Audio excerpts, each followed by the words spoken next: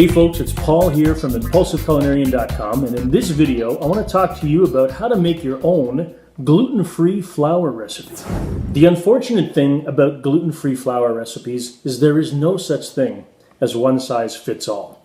Gluten flour is magic, and gluten-free flour, well, there's a significant absence of magic, and you have to replace that with a little bit of finessing.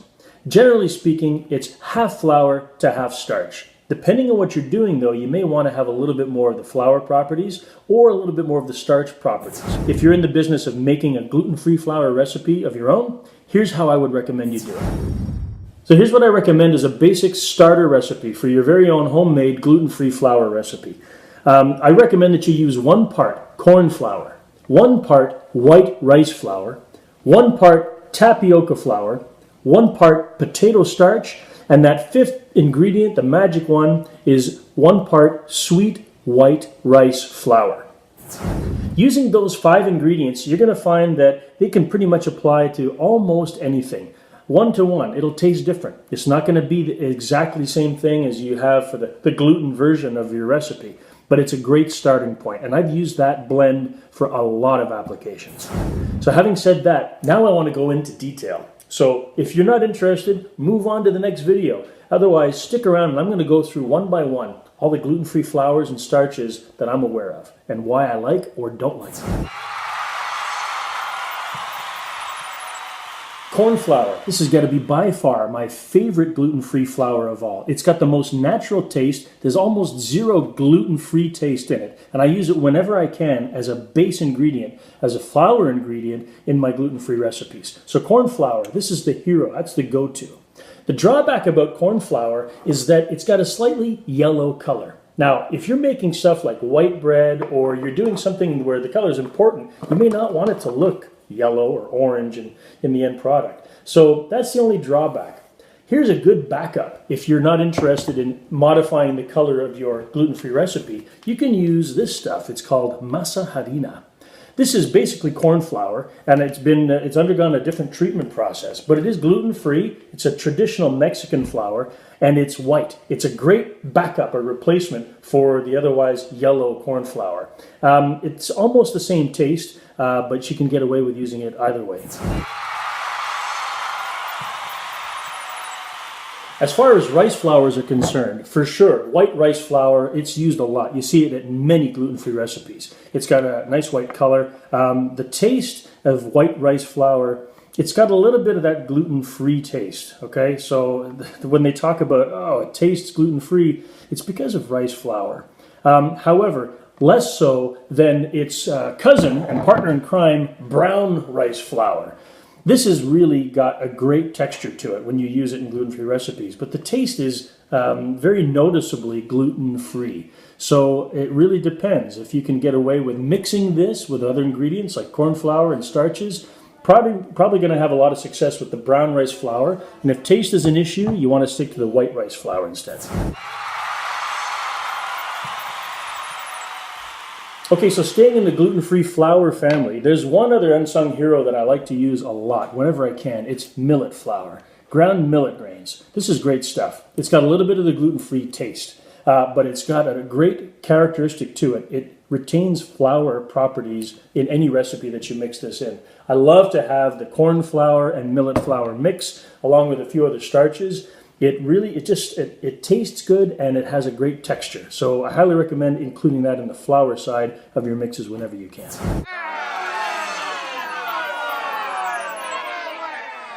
Okay, so in the flour range, here's some stuff that I don't like, all right? One thing for sure, quinoa flour. I've got it in my little crazy square jar here. It's a signal to me, don't use it.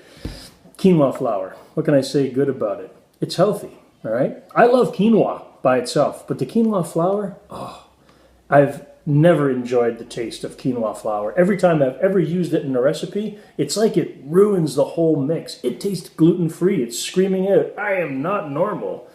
It's unfortunate because the original ancient grain that it is coming from is delicious. Quinoa is fantastic. We eat it whenever we can. The kids even like it. It's really special as a grain, but as a flour, ultimate fail.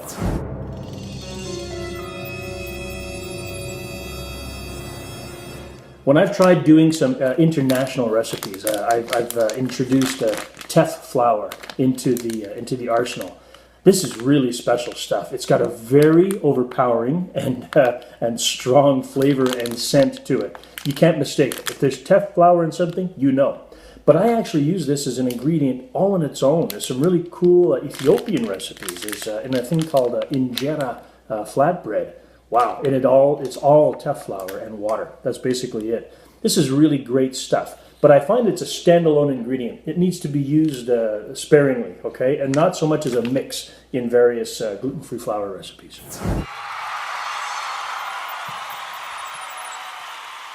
There's one flour that I've been meaning to include more often in my recipes, and that's buckwheat flour. Don't be fooled by the name. There's no wheat, there's no gluten in buckwheat flour. This has got a wonderful texture, and it's really got a unique flavor and aroma to it.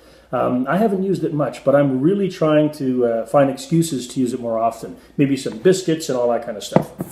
Okay, so that concludes my flour list. If there's a flour that you're interested in that I'm not talking about in this video, let me know in the comments, because I would certainly like to learn about it. But I can tell you, if it's garbanzo flour or any of these other gluten-free flours that have a very unmistakable gluten-free taste, there's a reason why it's not on my list. What I've told you about now is what I use all the time. I've never gone outside of that range of flours. That's all I need to make what I'm making. Okay, so moving on to the starch section of my lineup, I gotta tell you, tapioca flour. What can I say? It's the star of the show. It's certainly become one of the main ingredients in pretty much every single one of my gluten-free recipes. If you've seen my other videos, you know I'm using major amounts of tapioca flour in my bread, pancakes, pies, whatever it could be. Tapioca flour, that's the main stuff. Tapioca flour and tapioca starch, it's the same thing. There's no difference. It's just the naming convention depending on where you're from.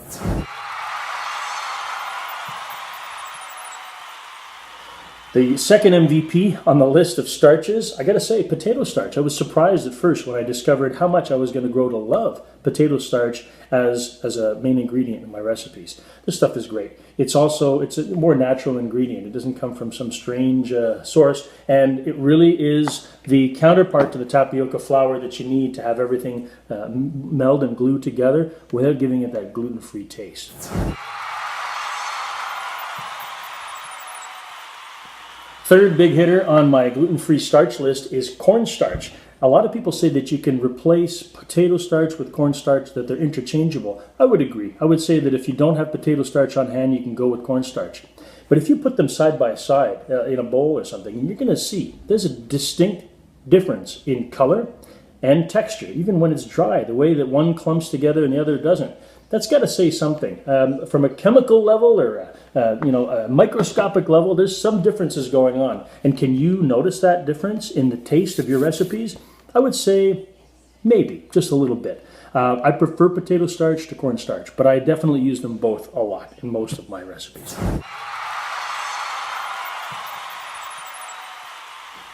There's one unsung hero in the starch lineup that I don't find myself using it as much anymore, but Arrowroot Flour. This is actually a starch. It acts like a starch. It certainly doesn't act like a flour. I used to use it a lot. It's great in arrowroot cookies, of course. That's the likely candidate. But there's a lot of other applications for this. I've lived away from it recently. I don't know why, but it certainly should be in your pantry. Okay, so let me talk to you about one sort of misfit. It doesn't quite fit in the flour department, not quite in the starch department, but here's the magic player, the infamous sweet white rice flour. I'm showing you Bob's Red Mill. I'm not endorsing Bob's. I'm not paid by them. It's just that I can't find any other company that sells this stuff. My bulk store doesn't have it in the bins. I rarely see it in any of the grocery store gluten-free sections. Yeah, I have to find this at the specialty store, my health food store, in these little plastic containers.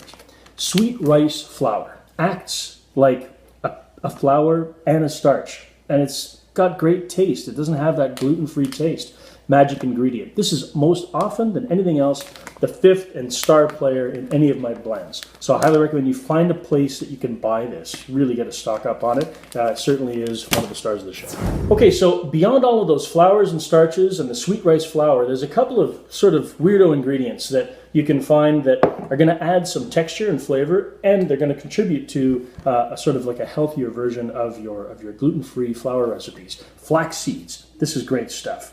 There's a lot of recipes that include ground flax seed as sort of like to give it that whole wheat look or feel. And so you just get yourself a small blender. You can buy it ground up, of course, especially in bulk stores.